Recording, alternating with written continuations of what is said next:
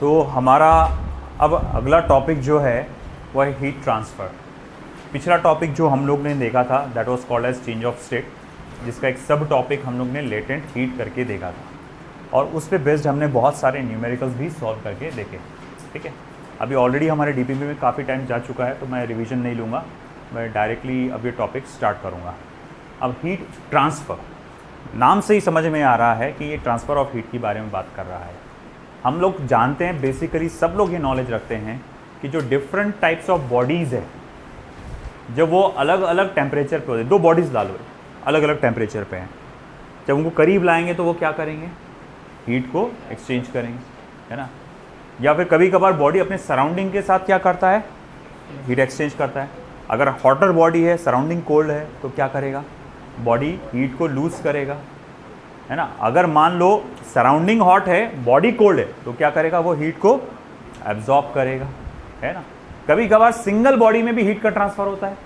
बोले कैसा, अरे वेरी सिंपल, एक रॉड ले लो आप, मेटालिक रॉड, आप उसको आग में रखो ऐसा, है ना। ये आग, ये वाला जो रॉड का हिस्सा है वो आग में है, जल रहा है लगातार, टेम्परेचर बढ़ रहा है, धीरे धीरे टेम्परेचर बढ़ता जाएगा और आपके हाथ तक पहुँचेगा वो। देखो हीट यहाँ से यहाँ ट्रैवल हुई एक ही बॉडी में, तो ये भी पॉसिबल है। तो ये चीज़ों को हमको स्टडी करना है, ट्रांसफ़र ऑफ हीट, है ना। अब जब ये ट्रांसफ़र ऑफ हीट आप जब स्टडी करेंगे, आप पता ये चलेगा कि हीट ट्रांसफ़र के बेसिकली 3 तरीके हैं। एक है कंडक्शन, एक है कन्वेक्शन और एक है रेडिएशन। तो इनके बारे में हमें पढ़ना है। सबसे इसमें इम्पॉर्टेंट कंडक्शन और रेडिएशन वाला, कन्वेक्शन तो बहुत एक थ्योरेटिकल पार्ट है, बहुत ही ज़रा सा उसके बारे में कुछ नॉलेज रहेगा। सबसे मेजर आपका जो है वो है कंडक्शन एंड रेडिएशन। रेडिएशन तो बहुत ज़्यादा इंपॉर्टेंट है, उस पर क्वेश्चन आते ही हैं, है ना। रेडिएशन का पार्ट आपके स्टेट बोर्ड में भी है, ध्यान रखना। चलिए लिखते हैं। As we know that when 2 or more bodies at different temperature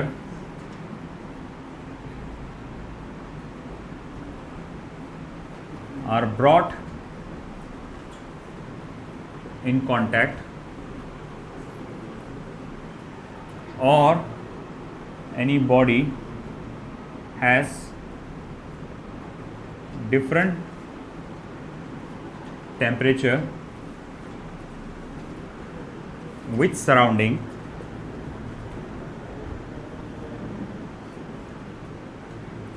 exchange of heat takes place। तो यहाँ पर हीट का एक्सचेंज होगा। This transfer of heat can be categorized as, this transfer of heat can be categorized as, सबसे पहला conduction, दूसरा convection, तीसरा radiation. Conduction, convection and radiation, 3 तरह से ट्रांसफ़र ऑफ हीट होता है, कंडक्शन, कन्वेक्शन एंड रेडिएशन। जिसमें सबसे पहला हम लोग जो देखेंगे आज हमारा वो रहेगा conduction.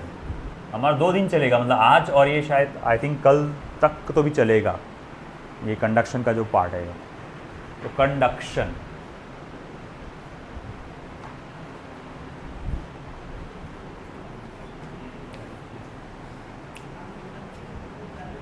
so what is conduction? The process of transfer of heat in a body or system. The process of transfer of heat in a body or system in which there is no migration of particles is called as conduction, in which there is no migration of particles is called as conduction. Amjad blue. तो एक ऐसा process जिसमें heat का transfer होता है मगर उसमें particles actually migrate नहीं होते एक जगह से दूसरी जगह, तो इस प्रोसेस को हम लोग क्या कहते हैं, कंडक्शन कहते हैं। अब यहाँ पर असल में होता कैसा है ये, तो मैं बता दूँ यहाँ पर जो हीट क्या एक किस्म की एनर्जी है ना, तो यहाँ पर प्रोसीजर होता कैसा है कि हीट एक जगह से दूसरी जगह पर ट्रांसफ़र कैसे होती है। मान लो ये रॉड है, एक रॉड इमेजिन करो आप इस तरह से, लाइन से ऐसे कई सारे मॉलिक्यूल्स या पार्टिकल्स उसके अरेंज होंगे।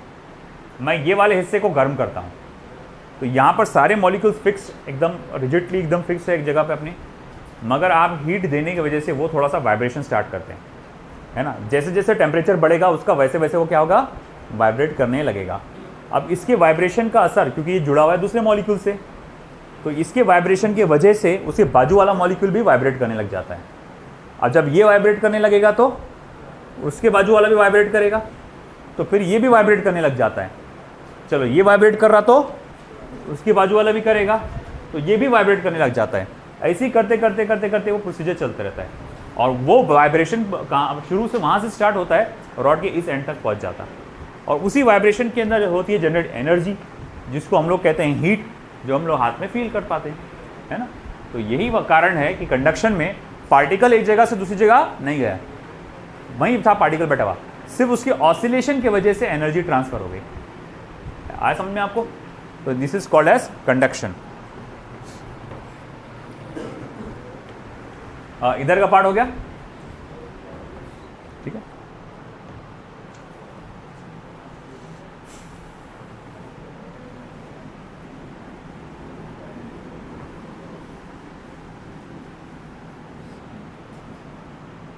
इसके नीचे पैराग्राफ बना के लिखेंगे, in conduction heat flow from one end to the other. In conduction, heat flow from one end to the other by means of oscillation of particle. By means of oscillation of particle. Heat जो है एक and से दूसरे and पे जा रहा है bye means of oscillation of particle.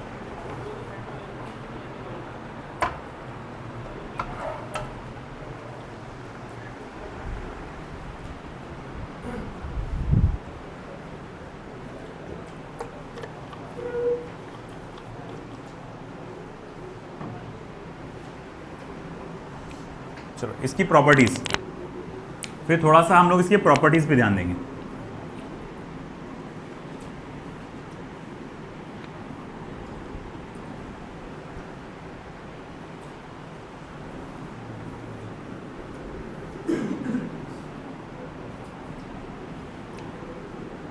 Number 1, conduction cannot be possible, conduction cannot be possible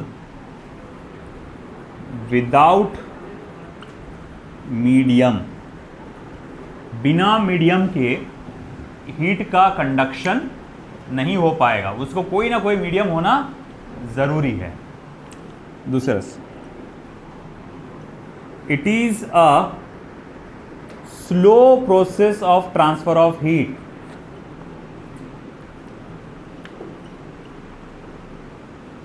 ये हीट ट्रांसफ़र का बहुत ही ज़्यादा स्लो प्रोसेस है ना। अगेन आप देखते हैं, आप चूल्हे पे करची रखते हैं, कोई भी बर्तन रखते है ना, थोड़ा काफ़ी देर के बाद वो हीट आप तक पहुंचती है। ऐसा नहीं रखते तुमको चटका बैठ जाता, ऐसा होता क्या? नहीं, है ना। तो इसी वजह से it is a slow process of transfer of heat, ठीक है। It is possible in solid, liquid and gases as well।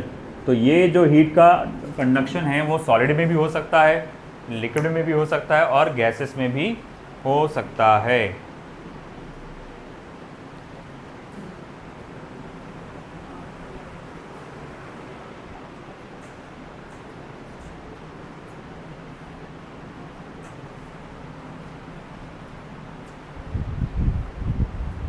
तो यहाँ चौथी लाइन ही बना लेता है, आखिरी जो पॉइंट है वो। In solid only conduction can occur.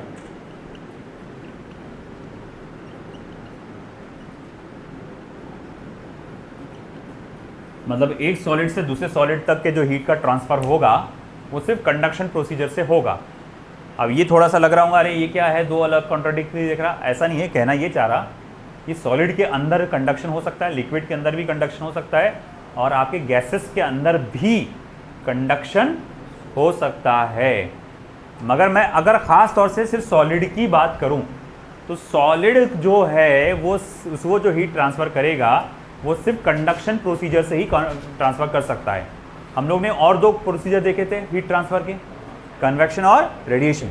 तो अगर मैं बोलूं कि मैंने रॉड के इस हिस्से को गर्म किया, थोड़ी देर के बाद ये हिस्सा मुझे गर्म फील हो रहा है, तो उसके पीछे का वाहिद एक ही रीज़न है, वो है कंडक्शन। कन्वेक्शन और रेडिएशन बिल्कुल भी नहीं हो सकता विद इन सॉलिड। मैं सिर्फ सॉलिड के अंदर की बात कर, बाहर की बात नहीं कर रहा। अगर मैं बोलूँगा बाहर मेरे को गर्माहट फील हो रही है ना, अगर मान लो आपका गरम गरम बर्तन है, उसे थोड़ा करीब चिपकाने का नहीं है रे भाई, है ना, थोड़ा करीब ला अपने हाथ को, हल्की सी गर्माहट फील होगी। मैंने बोला अब ये जो मैं जहाँ पर हीट फील कर रहा हूँ कि ये सॉलिड के अंदर का पार्ट है क्या, सॉलिड के सरफेस का पार्ट है क्या, नहीं, ये तो बॉडी के बाहर आ गया ना ये। तो यहाँ जो हीट फील हो रही है उसके पीछे का कारण है रेडिएशन। यहाँ जो हीट फील हो रही है इसके पीछे का कारण क्या है, रेडिएशन। मगर मैं जो बात कर रहा हूँ सिर्फ सॉलिड के अंदर, मतलब ये हुआ कि ये लोहे का रॉड है, मैंने उसको चूल्हे में डाला और ये चूल्हे ने इसको गर्म किया, थोड़ी देर के बाद मेरे हाथ पे चटका लगा। तो क्यों लगा, क्योंकि हीट ट्रांसफ़र हुई। मैं बोलूँगा कौन सी प्रोसीजर से ट्रांसफ़र हुई, कंडक्शन से, कन्वेक्शन से कि रेडिएशन से, कंडक्शन से ट्रांसफ़र हुई, है ना। यहाँ पर सॉलिड के अंदर कभी भी हीट का ट्रांसफ़र कन्वेक्शन मेथड से नहीं हो सकता, रेडिएशन मेथड से नहीं हो सकता। अंदर हाँ, बाहर हो सकता है। जैसे मैंने अभी बताया, किसी वेसल, गर्मा गर्म वेसल के बाहर आप हाथ रखते हैं तो वहाँ आपको गर्माहट फील हो रही है। क्यों भैया, क्योंकि वो जो हीट आ रही है कौन सी प्रोसीजर से आ रही है, रेडिएशन। रेडिएशन बाकी है तुम्हारे को सीखना थी, ठीक है।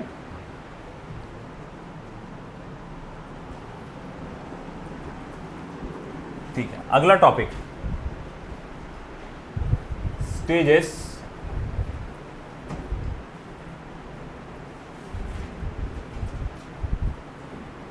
in conduction of metallic rod.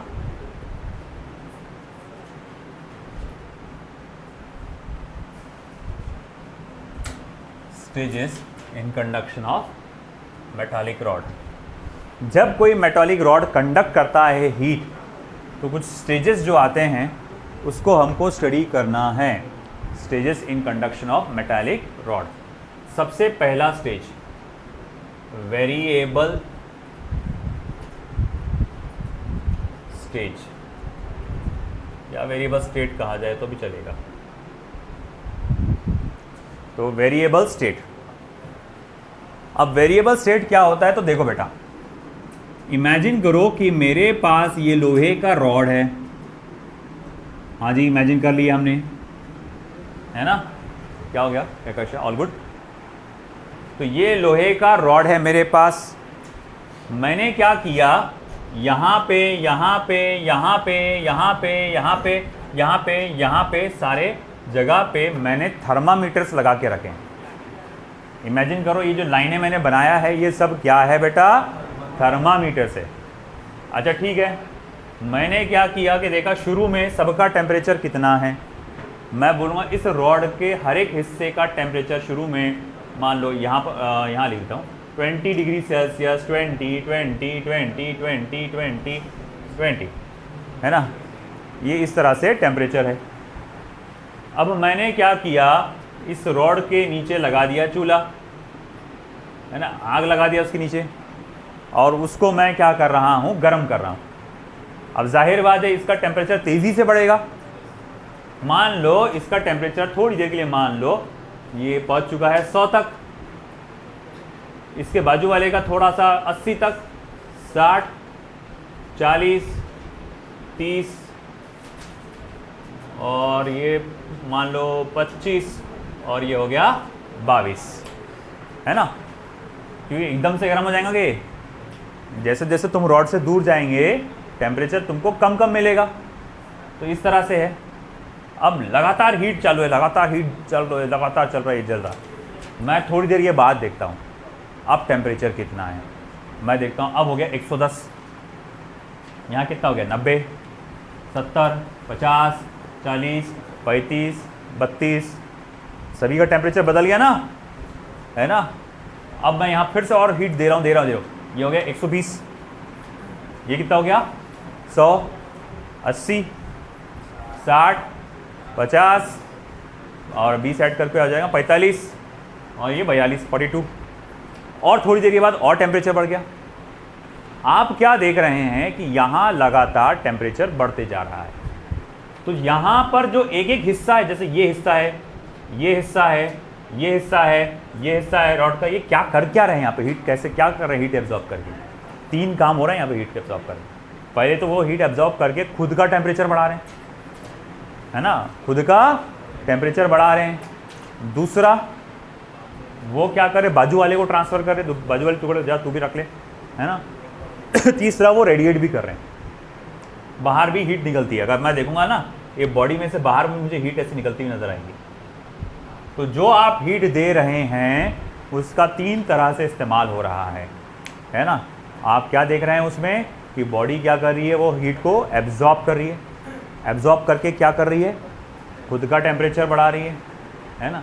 दूसरा बाजू वाले को भी ट्रांसफ़र कर रही है और तीसरा वो आसपास भी आप रेडिएट कर रही है। आई बात समझ में। मैंने दिया, भला भैया देख पैसे दिया मैंने, ये ले बेटा तेरे पास पैसे रख, बाजू वाले को ट्रांसफ़र कर, है ना। देखो कितने दिया, 100 रुपये दिया मैंने, है कि। उसने 10 रुपये रख लिया, इसको 90 रुपये दे दिया, इसने भी 10 रुपये रख लिया, उसको दे दिया 80 रुपये पहुँचे। साथ ही साथ तुम क्या कर रहे हो, दान धर्म भी कर रही है, 1 रुपये तू रख, 2 रुपये तू रख, है ना, रेडिएट भी करते जा रहे। तो यहाँ पर क्या हो रहा है, 3 प्रोसीजर हो रहा। हर टुकड़ा क्या कर रहा, हीट को एब्जॉर्ब भी कर रहा, ट्रांसफ़र भी कर रहा और हवा आसपास के सराउंडिंग में फैला भी रहा है, हीट को रेडिएट भी कर रहा है। अब मैं बोलूँगा उसके वजह से हो क्या रहा है, मतलब एब्जॉर्प्शन, मेन एब्जॉर्प्शन की वजह से क्या हो रहा है, इस टुकड़े का टेम्परेचर कांस्टेंट नहीं है, इस टुकड़े का टेम्परेचर कांस्टेंट नहीं, लगातार बदल रहा है। 20 से 100 पे गया था, 100 से 110 पे भी गया था, उससे 120 पे भी गया था, बल्कि हर एक टुकड़ा, हर एक सेक्शन जो है रॉड का, वो क्या कर रहा है, अपना टेम्परेचर बढ़ाते जा रहा है। तो ऐसा जो स्टेज होता है रॉड का, उसे कहते हैं वेरिएबल स्टेट। यानी हर टुकड़ा क्या कर रहा है, हीट ट्रांसफ़र कर रहा है बाजू वाले को, मगर साथ ही साथ क्या कर रहा है, खुद भी जेब में रख ले रहा थोड़ी सी हीट। समझ में आ रहा ना। अब वो जेब में रखने की वजह से क्या हो रहा, उसका टेम्परेचर बढ़ते जा रहा है कि नहीं। तो इसी वजह से उसका टेम्परेचर कांस्टेंट नहीं है, वो एब्जॉर्ब कर रहा जो हीट, उसके वजह से उसका टेम्परेचर बढ़ते जा रहा है। इस स्टेट को आप क्या नाम देंगे, वेरिएबल स्टेट। आई बात समझ में आपको। तो चलो इसी बात को थोड़ा सा लिख लेते हैं, है ना। तो in this state temperature of rod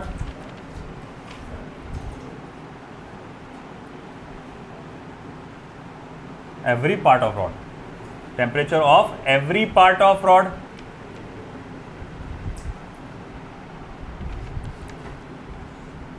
increases, temperature of every part of rod increases। ठीक है। The heat given to the rod is utilized in 3 manners। 3 तरह से इसका इस्तेमाल हो रहा है भैया।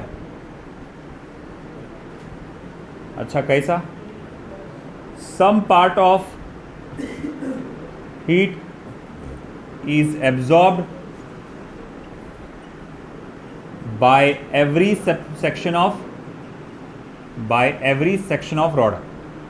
तो थोड़ा सा हीट, तो एवरी सेक्शन जो है रॉड का वो क्या कर ले रहा है, खुद को एब्जॉर्ब कर ले रहा है। Some part of heat is conducted to the next part of rod. थोड़ी सी हीट क्या होती है, अगले पार्ट को कंडक्ट कर दी जाती है। While the remaining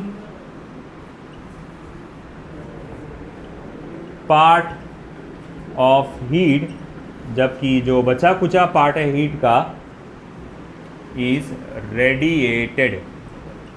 while the remaining part of heat is radiated, जबकि बचा कुचा पार्ट जो है हीट का वो क्या हो जाता है, रेडिएट हो जाता है, बाहर हवा में फैल जाता है। प्रॉपर्टीज लिखना सभी का हो गया, ठीक है। अब ये तो समझ में आ गया भैया, ये था तुम्हारा वेरिएबल स्टेट।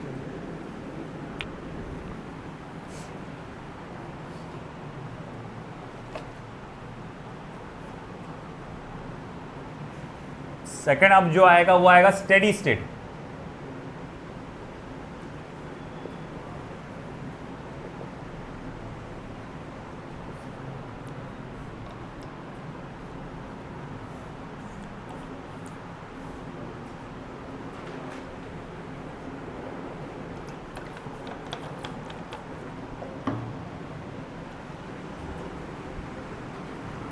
अब स्टेडी स्टेट में होता क्या है, तुम ये हिस्से को गर्म कर रहे थे, है ना, वो हीट जो दे रहे थे उससे क्या हो रहा था, रॉड का हर सेक्शन थोड़ा सा हीट एब्जॉर्ब कर रहा था, थोड़ा कंडक्ट कर रहा था, थोड़ा रेडिएट कर रहा था।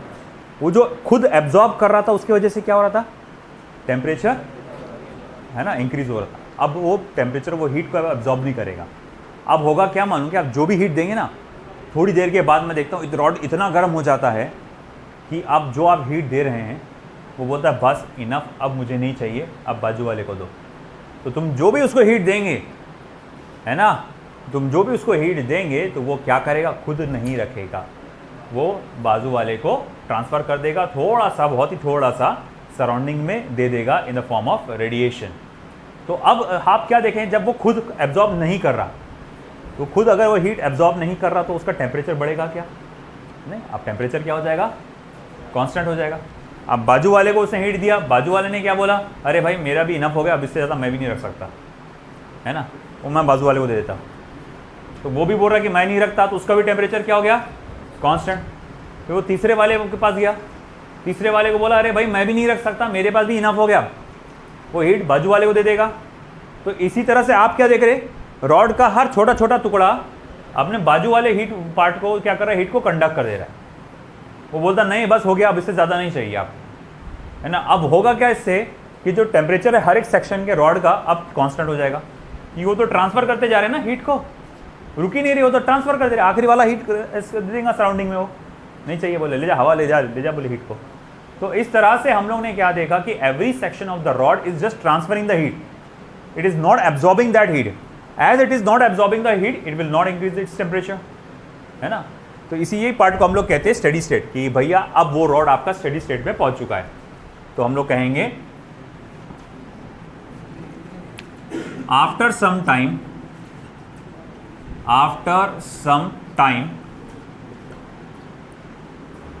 a stage is reached, after some time a stage is reached where every section of rod is at constant temperature, rod का हर section is at constant temperature, which means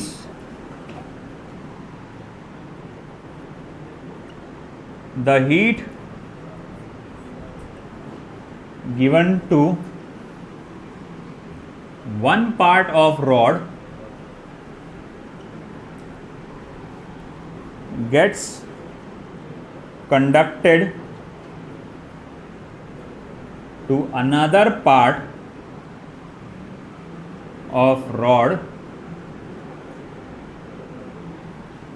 without any absorption,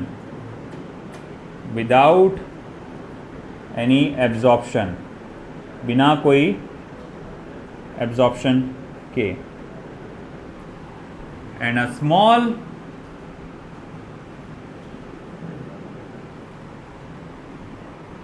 amount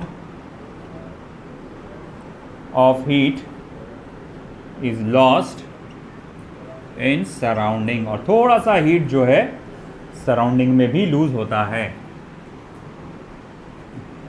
here we से, और अब हम कहते हैं steady state has reached, अब हम कहेंगे कि स्टेडी स्टेट आ गया, अब रॉड में स्टेडी स्टेट आ गया, है ना। अब वहाँ पर कंडक्शन नहीं होगा, सॉरी एब्जॉर्प्शन नहीं होगा, टेम्परेचर हमेशा क्या रहेगा, कांस्टेंट रहेगा। ये हो गया।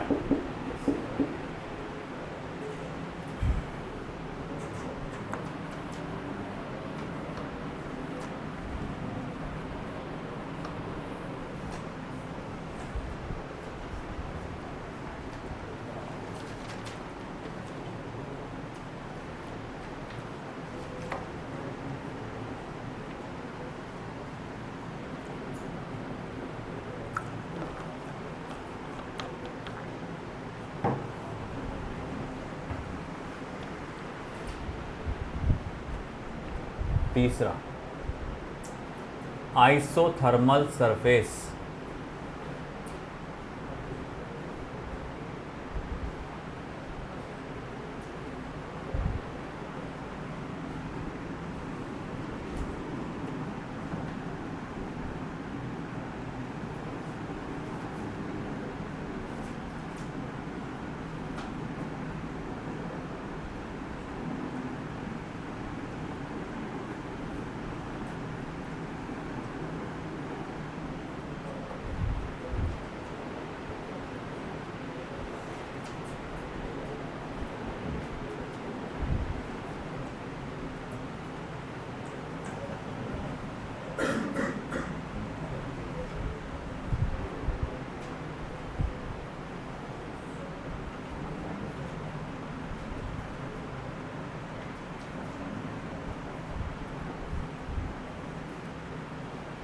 ठीक है, अब आइसोथर्मल सरफेस क्या होता है, हम कंडक्टर में का एक ऐसा सरफेस पकड़ते हैं जिस पर उस सरफेस के हर एक पॉइंट सेम टेम्परेचर पे होंगे, है ना। जैसा कि हम लोग ने पिछली बार क्या देखा था, रॉड के मामले में रॉड का वो हिस्सा जो आग के करीब है उसका टेम्परेचर सबसे ज़्यादा होता है, फायर के जो करीब है तो, और रॉड का वो हिस्सा जो फायर से सबसे दूर है उसका टेम्परेचर सबसे कम होता है। यानी सिंपल सी बात है, जैसे जैसे मैं आगे आगे बढ़ते जाऊंगा, मैं एक एक सेंटीमीटर भी आगे, एक एक मिलीमीटर भी आगे बढ़ा, तो मुझे कहीं ना कहीं थोड़ा बहुत ही सही टेम्परेचर में क्या नज़र आएगा, फ़र्क नज़र आएगा, डाउन होता हुआ नज़र आएगा। ये समझ में आ रहा लॉजिकल बात, कि जैसे जैसे तुम इधर गर्म है, ये थोड़ा ठंडा हिस्सा है, तो जैसे जैसे तुम इधर जाओगे टेम्परेचर कहीं ना कहीं कम होता जाएगा। मगर मैं क्या करता हूँ, रॉड को ऐसा काटता हूँ, मान लो कि भैया ये रॉड ऐसा हुआ करता था पहले, है ना। यहाँ पर टेम्परेचर मान लो थोड़ी देर के लिए 100 डिग्री सेल्सियस, ये वाला हिस्सा 40 डिग्री सेल्सियस। मैंने रॉड को ऐसा बीच में से काटा और टुकड़ा निकाला ये, और ये टुकड़ा ऐसा दिख रहा। मैं एक एक पॉइंट को टच कर करके देखता हूँ टेम्परेचर कितना है, टेम्परेचर कितना है, टेम्परेचर कितना है, टेम्परेचर कितना है। तो मैं देखता इसके हर पॉइंट पे टेम्परेचर मुझे सेम मिल रहा है। मान लो 60 मिल रहा है, तो हर पॉइंट पे टेम्परेचर कैसा मिल रहा है, सेम मिल रहा है। तो मैं बोलूँगा ये आइसोथर्मल सरफेस है। ये क्या है, आइसोथर्मल सरफेस। मान लो इस रॉड को मैंने ऐसा काटा, आड़ा बोलते हैं, थोड़ा तिरछा काटते अपन, तो ऐसा तिरछा काटा मैंने, तो वो कुछ इस तरह का शेप बनेगा, है ना। ठीक है, तो जब मैं ये वहां पर देखता हूं तो यहाँ टेम्परेचर थोड़ा ज़्यादा रहेगा, यहाँ थोड़ा कम, यहाँ थोड़ा कम, यहाँ थोड़ा कम, यहाँ तक सबसे ज़्यादा कम रहेगा। तो क्या इस सरफेस को मैं आइसोथर्मल सरफेस बोल सकता, क्या क्यों नहीं बोल सकता, हर पॉइंट पे टेम्परेचर अलग अलग है। तो आइसोथर्मल सरफेस क्या है भाई, सिंपल सी बात है, एक ऐसा सरफेस है जिसके हर पॉइंट पर आपको टेम्परेचर क्या मिलेगा, सेम मिलेगा, कांस्टेंट मिलेगा। और एक खास बात, हीट का फ्लो हमेशा हमेशा आइसोथर्मल सरफेस को परपेंडिकुलर होता है। ये नीट का एक क्वेश्चन बन सकता है ना, याद रखना, angle between heat flow and isothermal surface. तो हीट का फ्लो हमेशा हमेशा क्या रहेगा, आइसोथर्मल सरफेस को परपेंडिकुलर रहेगा। एक ट्विस्टेड क्वेश्चन डालता हूँ, चलो तुम मुझे बताओ, what is the angle between, पूरा सुन लो अच्छे से, what is the angle between the direction of heat flow and area vector drawn on the isothermal surface. What is the angle between the direction of heat flow, बड़े गौर से सुनना भैया, वो twisted question पूछा मैंने। What is the angle between the direction of heat flow and area vector drawn on the isothermal surface, and area vector drawn on the isothermal surface.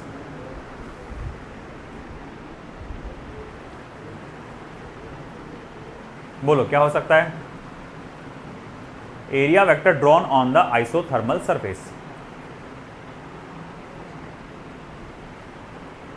चलो आपको option दे देता मैं, 0 degree, 45 degree, 90 degree, 180 degree.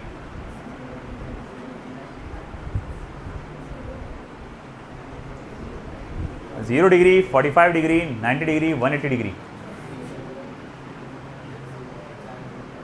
Share दे दे,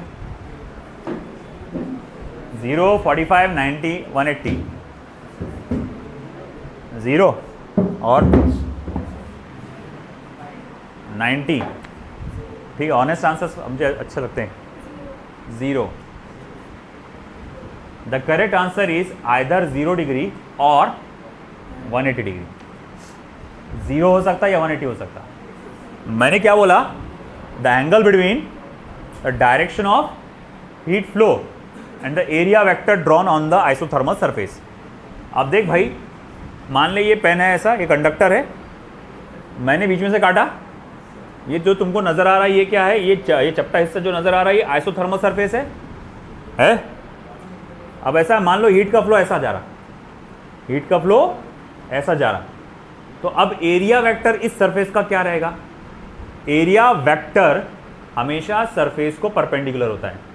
जैसे मिसाल के तौर पे अगर मैं कहूँ कि अगर ये मेरे पास बॉटल है ना, ये बॉटल है, अगर मैं सरफेस एरिया की बात कर रहा हूँ तो सवाल ये उठता है कौन सा सरफेस, सामने वाला सरफेस एरिया। जैसे ये एक सरफेस है ना सामने का, ये राइट साइड का सरफेस है, मतलब मेरा राइट तुम्हारा लेफ्ट, ये राइट साइड का प्लस एक्स एक्सिस का सरफेस है, और ये पीछे का सरफेस है, ये नीचे का सरफेस है, ये ऊपर का सरफेस है। ये जो कंसेप्ट है तुमको बहुत ध्यान में रखना पड़ेगा इलेक्ट्रोस्टैटिक चैप्टर के लिए। अगर मैं बोलूँगा यहाँ का सरफेस एरिया, मान लो इसका एरिया स्मॉल ए है, ये वाले हिस्से का एरिया स्मॉल ए है, तो मैं बोलूँगा ठीक है इसके ऊपर परपेंडिकुलर ड्रॉ करूँगा मैं, इसका डायरेक्शन किधर आ रहा तुम्हारे तरफ, मान लो ये एक्स एक्सिस है, ये वाई एक्सिस है और ये जेड एक्सिस है, तो मैं बोलूँगा इस सरफेस का एरिया क्या है, तो आप बोलेंगे ए के कैप। क्या बोलेंगे, ए के कैप। समझ में आया? मैं बोलूँगा अच्छा ये वाले हिस्से का सरफेस एरिया कहाँ आएगा फिर, या वैल्यू तो वही रहेगी अभी भी, ए डायरेक्शन किधर है, positive direction of x axis है, तो ए आई कैप, ये माइनस ए के कैप, माइनस ए के कैप, और ये minus A I cap, negative direction of x axis. मान लो ये एरिया बी है, ये एरिया क्या है, बी है, तो ये आएगा B minus B J cap, नीचे है ना माइनस बी जे कैप। मान लो ये एरिया सी है, तो प्लस सी आई कैप, सॉरी जे कैप है ना, ये आई हो गया, ये के हो गया, प्लस के प्लस आई माइनस आई प्लस जे माइनस जे, है ना। तो एरिया का हमेशा कोई ना कोई क्या होता है, डायरेक्शन होता है। अब अगर मैं बोलूँ ये कंडक्टर ऐसा था, हीट का फ्लो ऐसा था, डायरेक्शन ऑफ हीट फ्लो ऐसा है, positive direction of I axis की तरफ, आइसोथर्मल सरफेस ये है, तो इसके ऊपर अगर मैंने बनाया एरिया वेक्टर तो ऐसा बनेगा। एरिया वेक्टर एरिया को कैसा होता है, परपेंडिकुलर, तो ये बना एरिया वेक्टर। अब बताओ तो एरिया वेक्टर के बीच का और हीट के फ्लो के बीच में का एंगल कितना आएगा? 0 डिग्री आएगा। एक पॉसिबिलिटी क्या है, ये भी आइसोथर्मल सरफेस है। मैं बोलूँगा इस आइसोथर्मल में सरफेस में से बताओ, तो बोले यार इसका तो एरिया वेक्टर, इसका तो एरिया वेक्टर इधर आ रहा, इसका एरिया वेक्टर इधर आ रहा, हीट का फ्लो ऐसा जा रहा, तो अब एंगल कितने का हो गया? 180 डिग्री का। तो भाई पूरा सुनना कि उसने एंगल किसका बोला। अगर उसने सिर्फ इतना बोला आइसोथर्मल सरफेस और हीट का फ्लो के बीच का एंगल क्या है, तो 90 डिग्री है। Isothermal surface and flow of heat के बीच में का एंगल क्या है? 90 डिग्री है। मगर उसने बोला अगर भैया angle between area vector of isothermal surface, area vector of isothermal surface and the heat direction of heat flow, तो वो कितना आएगा? 0 डिग्री भी और 180 डिग्री भी हो सकता है। समझ में आ गया फर्क? ठीक है, तो ठीक है, ये आपका हो गया आइसोथर्मल सरफेस के बारे में लिख लेंगे थोड़ा सा।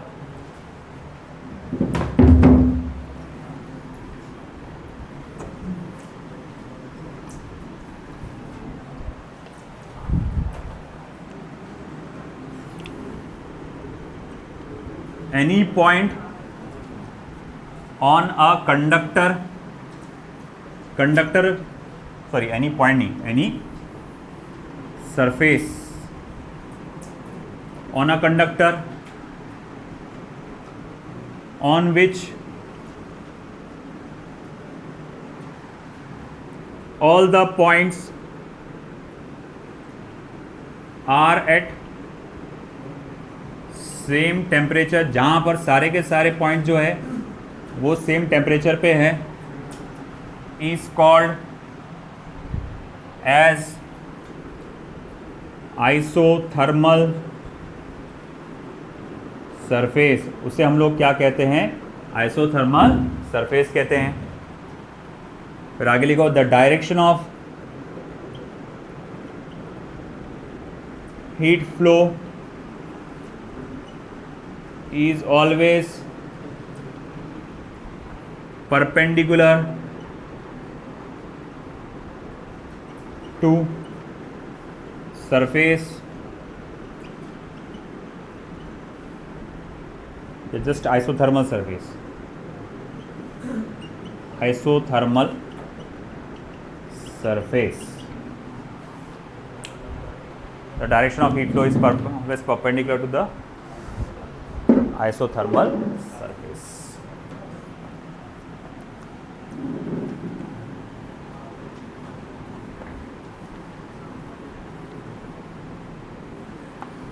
फिर लास्ट पॉइंट हमारा आज का टेम्परेचर ग्रेडियंट। ये वर्ड आते से ही आप समझ में आ गया होगा आपको शायद।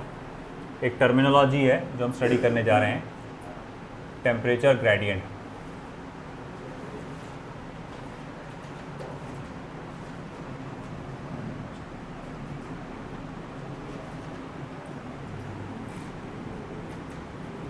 ये है रॉड,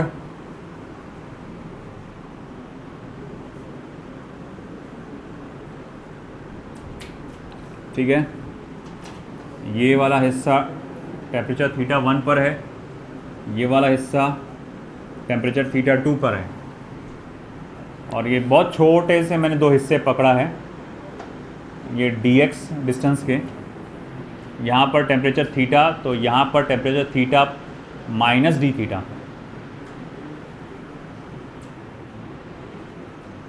यहाँ लिख देता कोने में, θ1 इज़ ग्रेटर दैन θ2। मतलब ये हॉट एंड है, ये कोल्ड एंड है। Hot and, cold and, hot and cold and.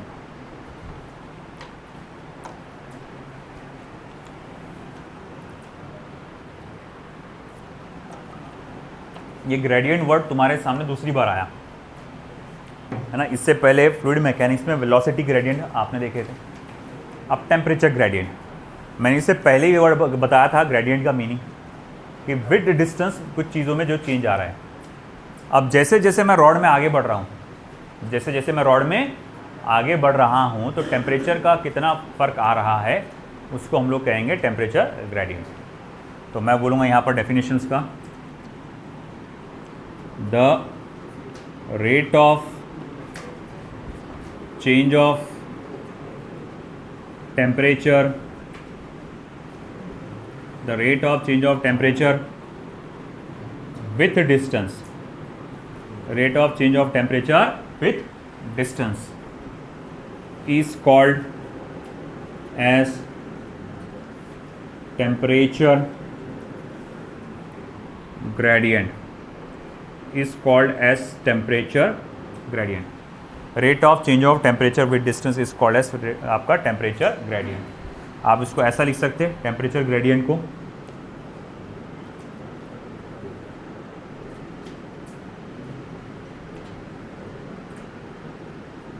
Minus D theta upon D X, minus D theta upon D X. अब यहाँ पर नेगेटिव साइन क्या इंडिकेट करता है कि जैसे जैसे हम यहाँ पर डिस्टेंस बढ़ता जाएगा तो आपका जो टेम्परेचर है वो कम होता चला जाएगा, है कि नहीं।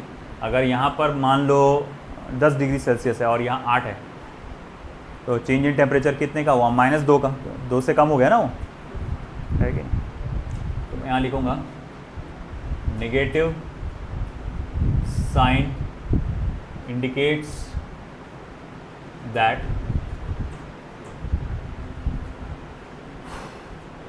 the temperature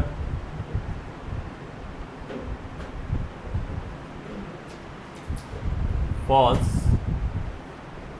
with distance, the temperature falls with distance, distance के साथ जैसे जैसे डिस्टेंस बढ़ता चला जाएगा टेम्परेचर आपका क्या होगा, कम होता चला जाएगा।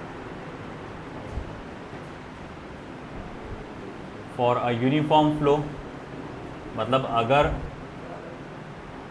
हीट का फ्लो लगातार एक जैसा है, अलग अलग हिस्से में अलग अलग नहीं है। मैंने एक छोटा सा गैप पकड़ा था, डी का मतलब भी समझ में आ गया होगा, इधर ध्यान दे, स्मॉल आता ना डी का मतलब, तो डी एक्स का मतलब क्या हुआ होगा, स्मॉल डिस्टेंस, थोड़ा सा इधर से उधर। तो यहाँ पर तकरीबन बदलाव जो होगा वो कैसा होगा, यूनिफॉर्म ही होगा। मगर आप इमेजिन करो कि भैया यहाँ पर पूरे रॉड में हीट का फ्लो यूनिफॉर्म है, एक जैसा है, यानी जितना हर कदम पे आप जब आगे आगे बढ़ेंगे सेम लेवल पे हीट क्या हो रहा है, कम हो रहा है। नॉन यूनिफॉर्म कैसे हो सकता है कि मान लो मैं इसका 1 सेंटीमीटर रॉड पे आगे बढ़ा, टेम्परेचर 2 डिग्री सेल्सियस से कम हुआ, 1 सेंटीमीटर और आगे बढ़ा, टेम्परेचर 1.5 डिग्री सेल्सियस से कम हुआ, और आगे बढ़ा तो टेम्परेचर 1.2 डिग्री सेल्सियस से कम हुआ। तो क्या लग रहा है आपको, हर 1-1 सेंटीमीटर आप आगे बढ़ रहे तो टेम्परेचर एक जैसा कम हो रहा, क्या नहीं, तो हर टुकड़े का अलग अलग होगा फिर टेम्परेचर ग्रेडियंट। तो ये इस वजह से आप अगर मान लो यहाँ पर हीट का फ्लो अगर नॉन यूनिफॉर्म है तो आप ये वाला फॉर्मूला नहीं लिख सकते जो मैं लिखने वाला हूँ। वो कौन सा है, टीजी कर देता हूँ, टेम्परेचर ग्रेडियंट, यानी कि θ1 माइनस θ2 अपॉन एल। आप ये नहीं लिख पाएंगे क्योंकि हर टुकड़े का अलग अलग है। अगर ये सिर्फ फॉर्मूला तब लागू है जब भाई यूनिफॉर्म है, तब आप कहेंगे θ1 minus θ2 upon L is equals to D theta upon D X, magnitude में D theta upon D X के बराबर आएगा। तभी बोल सकते हैं ये दोनों इक्वल कब होंगे, जब हीट का फ्लो कैसा है, यूनिफॉर्म है। समझ में आया ना, ठीक है। फिर उसके बाद हम लोग जाएंगे एसआई यूनिट देखेंगे इसका। व्हाट इज एसआई यूनिट,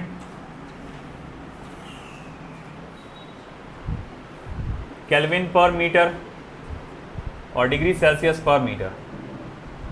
तो मैंने लिखा कि ठीक है भाई, एसआई यूनिट आप उसका केल्विन पर मीटर या डिग्री सेल्सियस पर मीटर भी लिख सकते हैं।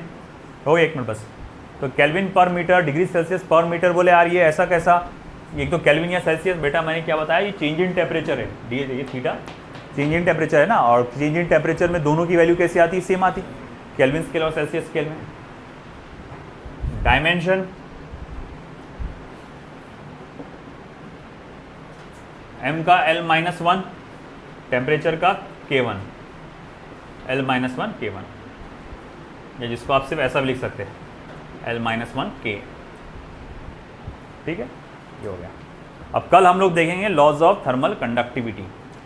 कल इंशाल्लाह मैं आपको डीपीपी आगे का वो भी दे दूंगा, जो जितना पार्ट हो रहा है उसको सॉल्व करना स्टार्ट कर देना, है ना। क्लास में वही बैठेगा जो डीपीपी सॉल्व करके आएगा।